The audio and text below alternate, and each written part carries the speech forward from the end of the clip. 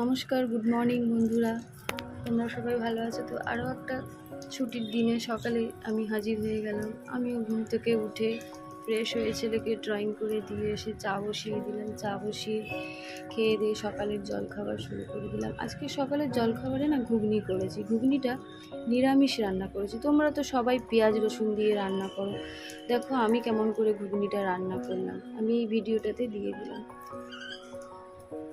ঘুগনিটা আমি নারকেল দিয়েছি, পুরোই আমি নিরামিষ রান্না করেছি। এই ঘুগনিটা কোনো পেঁয়াজ রসুন নেই এর মধ্যে। ঘুগনিটা খেতেও খুব সুন্দর হয়েছিল। আমার সকালের ব্রেকফাস্ট ঘুগনি আর রুটি।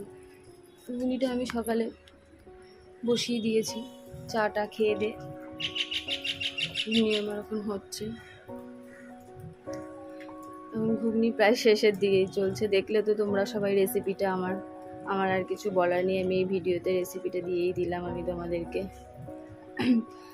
তোমরা তো সবাই পেঁয়াজ রসুন দিয়েই করে খাও প্রায় বাড়িতে। আমি নিরামিষই করি ঘুগনি করলে, কেননা আমার শাশুড়ি মা খায় না, আমাকে নিরামিষ করতে হয়।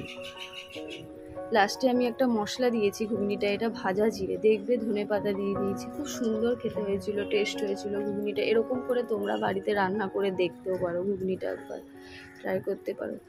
তো ঘুগনি হয়ে গেল, এবার সকালে রুটি করছি আমি।